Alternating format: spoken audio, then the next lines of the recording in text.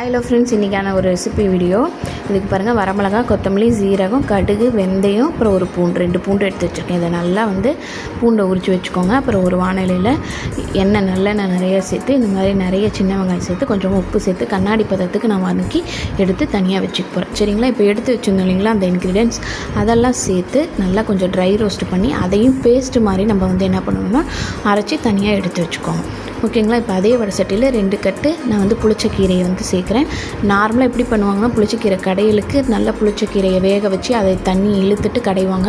அதில் இருக்கக்கூடிய சத்து எல்லாமே போயிடும். இதில் புளி சேர்க்க வேண்டாம், தக்காளி சேர்க்க வேண்டாம், நீங்கள் எதுவுமே சேர்க்க வேண்டாம். சரிங்களா? இப்போ இதில் உப்பு போட்டு நல்ல கீரையை இதே போதும். சரிங்களா? தண்ணி எதுவுமே நீங்கள் சேர்க்க தேவையில்லை. அடியிலேருந்து எடுத்து விட்டு நம்ம நல்லா கிண்டணும். சரிங்களா? கிண்டினீங்க அப்படின்னா கீரை கால்வாசி ஆகும், நல்லா வெந்துடும்.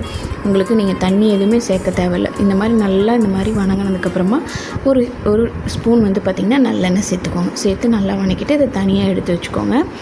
இதை இப்போ தனியாக ஸ்டவ்லேருந்து எடுத்து வச்சுருங்க. அதுக்கப்புறம் இதுக்கு ஒரு தாளிப்பு கொடுக்கணும்.